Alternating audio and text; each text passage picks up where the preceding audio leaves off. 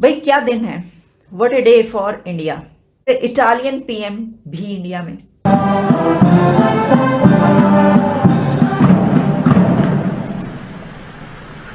ORF जो उनका think tank है, बहुत बड़ा थिंक टैंक, वो हर साल अरेंज करता है। तो उसमें चीफ गेस्ट के तौर पे इटली की प्राइम मिनिस्टर आ रही हैं। इटली से हमारे संबंध कहीं आज के नहीं है, बहुत पुराने हैं। हमारा there was a time Italy हमारा नंबर 3 आर्म सप्लायर था। G20 का इजलास शुरू हो गया, जो जहां पर G20 ममालिक सारे हैं। सेक्रेटरी ब्लिंकन भी हैं, लेवरोव भी हैं, चाइना के फॉरेन मिनिस्टर भी आ गए हैं। इस वक्त इंडिया एक हब बन चुका है इंटरनेशनल डिग्निटरीज के लिए, इंटरनेशनल लीडर्स के लिए, और 40 कंट्रीज के लीडर्स इंडिया में मौजूद हैं। दुनिया उससे मिलने के लिए तरसती है, उसके मुल्क में आने के लिए। तुम तो किसी के मुल्क जाते हो, तरले करते हो कि हमें बुला लो, और लोग उसके मुल्क में वो कंट्री है कि जिनका दुनिया में नाम है, जो तरक्की याफ्ता मुल्क हैं। मोदी ने हमारी डाउनग्रेड किया है। यस्टरडे हमें C3 पे ले गया है, जो ऑलमोस्ट अल्लाह माफ करे जंग के बराबर होती है। पहले कश्मीर में प्रॉब्लम थी, वो बर्बाद हो रहा था, दुनिया रो रही थी, तो अब तो पाकिस्तान का भी बुरा ही हाल है। सीधी सी बात है, 12 से 13 लाख फैमिली हैं जो पाकिस्तान छोड़ के आउट ऑफ कंट्री जा चुकी हैं। हमारे अपने करतूत ऐसे हैं, हमारी अपनी हरकतें ऐसी हैं कि हम खुद अपने मुल्क को उठने नहीं देते। हम झूठ बोलते हैं, हमारा मुल्क इसमें नंबर 1, हमारा मुल्क इसमें नंबर 1, इसमें नंबर 1। हकीकत यह है कि हम पस्तियों में हैं। मोदी साहब से ना मैं थोड़ा सा प्यार करता था। आप बिलीव करें कि अब मैं इतना उसके साथ इतना प्यार करने लगे हूँ इस इंसान के साथ कि अब मुझे कोई डर नहीं है। मुझे गद्दार भी कह लो। हम यहाँ पे चूरन बेचते हैं, इंडिया और पाकिस्तान का जो है ना, वो हमें कुछ नहीं समझता, वो हमें भिखारी समझते हैं। उनके न्यूज़ चैनल उठा के देखिए किस तरह की मनफी प्रोपगंडा कर रहे हैं पाकिस्तान के ऊपर। वो कहते हैं ये तो भिखारी हैं, ये तो रोज जाके भीख मांगने वाले, हमारा क्या मुकाबला करें। हम बात करेंगे खान सर की, जिनका एक एजुकेशनल चैनल है, और रिसेंटली एक पोस्ट मेरे सामने से गुजरी है जिनमें उन्होंने 107 करोड़ की ऑफर ठुकरा दी है सिर्फ इस वजह से कि वो यूथ को फ्री एजुकेशन देना चाहते हैं। आगे कश्मीर में कभी प्रोग्राम करें, वो आपको नफरत की नजर से देखते हैं। वो कहते हैं आप लोगों ने हमारे नाम पे बड़ा पैसा खाया है, आप लोगों ने हमें बेवकूफ़ बनाया है, आप लोग हमारे लिए कुछ भी नहीं कर सकते। इंडिया वहाँ पे इन्वेस्टमेंट कर रहा है, इंडिया बहुत बड़ी मार्केट। भाई क्या दिन है, what a day for India. 1 and 2 मार्च, ये जो मार्च का ये वीक है, बल्कि अगला ये जो पूरा साल है इसको, लेकिन हम इस वक्त खासतौर पर बात करेंगे कि इस वक्त इंडिया एक हब बन चुका है इंटरनेशनल डिग्निटरीज के लिए, इंटरनेशनल लीडर्स के लिए, और 40 कंट्रीज के लीडर्स इंडिया में मौजूद हैं। 2 मार्च G20 मीटिंग, फॉरेन अफेयर्स की मीटिंग, जिसमें चाइना भी शामिल हो चुका है। चाइना भी ये मीटिंग अटेंड कर रहा है। इनके अंदर इवेंट्स ऐसे हैं कि वो G20 का इजलास शुरू हो गया, जो जहां पर G20 ममालिक सारे हैं। सेक्रेटरी ब्लिंकन भी हैं, लेवरोव भी हैं, चाइना के फॉरेन मिनिस्टर भी आ गए हैं।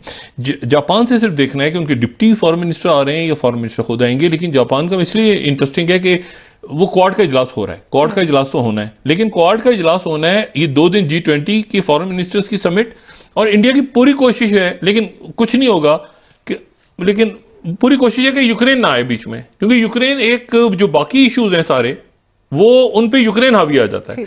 आप अगर आसियान की कॉन्फ्रेंस में बैठे तो यूक्रेन है, अगर आप कहीं अफ्रीका की कॉन्फ्रेंस अरेंज करें तो फिर यूक्रेन है। यूक्रेन हर जगह छाया हुआ है। अब इशू ये है कि वही होगा कि G20 की, क्योंकि चाइना और रशिया उसमें मौजूद हैं, तो कोई एलामिये पे तो उस तरह का साइन नहीं होगा। फिर एक कम्युनिके जैसे पहले फाइनेंस मिनिस्टर्स की कॉन्फ्रेंस में हुआ था।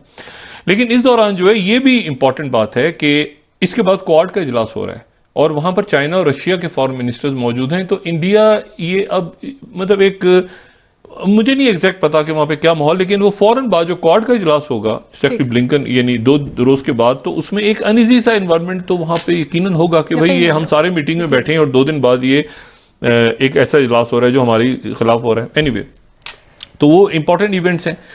अच्छा, अब इशू ये सारा कि इन सारे इवेंट्स के अंदर ये पाकिस्तान के अंदर स्टेबिलिटी नहीं आ रही। देखें, ये जो है ना, ये सब जो कुछ हो रहा है, ये हमें ये बता रहा है कि आने वाले जो चंद साल हैं उसमें कौन से कंट्री का क्या मुस्तकबिल है, क्या फ्यूचर है। और ऐसे काम नहीं चलेगा। हमें बेशक ठीक है, हमारे प्रॉब्लम्स बहुत ज्यादा हैं, लेकिन हम जब तक इसमें शामिल नहीं होंगे ना, हम जब तक इस लूप में नहीं आएंगे जिसमें सब लोग हैं, तो कुछ नहीं होगा। हमारा कोई हल नहीं बनेगा, कोई नतीजा नहीं निकलेगा। आपको पता है कि G20 समिट जो है वो इस साल इंडिया होस्ट करने जा रहा है, और इंडिया ने इस इवेंट की कुछ मीटिंग जो है मकबूजा कश्मीर में भी रखी हैं। क्या वजह है कि खास कर इसकी कुछ मीटिंग G20 की मकबूजा कश्मीर में इंडिया की जानिब से क्यों रखी गई? वो समझता ही कुछ नहीं हमें। हम यहाँ पे चूरन बेचते हैं, इंडिया और पाकिस्तान का जो है ना, वो हमें कुछ नहीं समझता, वो हमें भिखारी समझते हैं। उनके न्यूज़ चैनल उठा के देखे किस तरह की मनफी प्रोपगंडा कर रहे हैं वो पाकिस्तान के ऊपर। वो कहते हैं ये तो भिखारी हैं, ये तो रोज़ जाके भीख मांगने वाले हमारा क्या मुकाबला करेंगे। तो रोज़ उनके चैनल, न्यूज़ चैनल देखे, उन पे कितनी मतलब शर्म की बात है, शर्म से डूब मरने की बात है। इनको लोगों का हया नहीं, शर्म नहीं है, कोई पाकिस्तान का नहीं सोच रहे, ये सिर्फ अपना ही सोच रहे हैं। अपने केसेस माफ करवा रहे हैं सारे ही, ऊपर से लेके नीचे तक। आपको लगता है कि इस तरह के इंटरनेशनल इवेंट्स इंडिया मकबूजा कश्मीर में होस्ट करवा सकता है? नहीं करवाने चाहिए, लेकिन वो इस टाइम बहुत बड़ी माशी ताकत है, वो करवा सकता है। ठीक है ना, अमेरिका उसके साथ है, बड़े बड़े जितने भी वो पावरफुल मतलब करवा सकता है, वो कुछ भी करवा सकता है। वो देखे ना कश्मीर का, वो उन्होंने वो स्टेटस को ही ख़त्म कर दिया। क्या कहा है, किसी ने भी कुछ नहीं। अक़वाम मुत्तहिदा, ये सिर्फ नाम की अक़वाम मुत्तहिदा, इसको ख़त्म कर देना चाहिए। आपको नहीं लगता अगर G20 की कुछ मीटिंग्स मकबूजा कश्मीर में इंडिया सक्सेसफुली होस्ट कर लेता है, कोई एक दो भी कर ले, तो पूरी दुनिया में ये बात रजिस्टर हो जाएगी कि मकबूजा कश्मीर इंडिया से बिलोंग करता है, वो इंडिया की टेरिटरी है? बिल्कुल ऐसे ही है, मैं आपके इसके बात की तईद करता हूँ। बिल्कुल ऐसे ही होगा। ये हो गया तो उसके बाद समझे को कुछ ही नहीं है, फिर वो उनका हिस्सा हो गया है। कि बात करूंगा मैं कश्मीर के ऊपर, जो कि हमारे पास कश्मीर है। 75 साल हो गए, हमने क्या डेवलपमेंट की है वहाँ पर कश्मीर के अंदर, जो कि हम सीना तान के दुनिया को दिखा सके, वर्ल्ड वाइड में हर किसी को बता सके कि कश्मीर को हमने डेवलप कर दिया। क्या किया आज तक कश्मीर के लिए? पहले कश्मीर में प्रॉब्लम थी, वो बर्बाद हो रहा था, दुनिया रो रही थी, तो अब तो पाकिस्तान का भी बुरा ही हाल है। सीधी सी बात है, 12 से 13 लाख फैमिली हैं जो पाकिस्तान छोड़ के आउट ऑफ कंट्री जा चुकी हैं, इस मुल्क से इतनी डिस्टर्ब हो चुकी हैं। मैं खुद भी विद फैमिली यहाँ से UAE शिफ्ट हो रहा हूँ। कब हो रहे हैं? नेक्स्ट वीक जा रहे हैं? यस। पाकिस्तान छोड़ के क्यों जा रहे हैं? मुल्क में रहकर मुल्क के हालात ठीक नहीं कर सकते? मेरी बात सुनो ना, अगर मैं 2000 पर डे कमा लेता हूँ तो 4000 पर डे मेरा जो खर्चा हो जाता है, तो मैं क्या करूँगा, क्या बेचूंगा? आस्ता आस्ता तो मुझे ही लॉस हो रहा है ना, माइनस में जा रहा है मुल्क हमारा।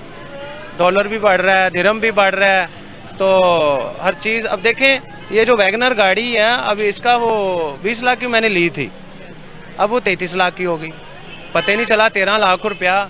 अब गरीब आदमी के लिए गाड़ी छोटी सी आल्टो लेना भी एक बहुत बड़ा ख्वाब हो गया। सही कहा आपने। कश्मीर की बात करूंगा, कश्मीर के रिलेटेड, ये मेरा बात करने का मकसद ही कश्मीर है।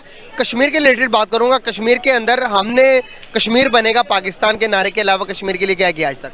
कुछ भी नहीं, तकरीबन नारा ही सुना मैंने। सर 370 का आर्टिकल हटाया, इंडिया ने कश्मीर पूरे को डेवलप कर दिया है। कश्मीर के अंदर हर किस्म के तकरीबन 100 से ज़्यादा प्रोजेक्ट इंडिया बना रहा है ट्रेन को लेकर। इतना डेवलप कर लिया कश्मीर को।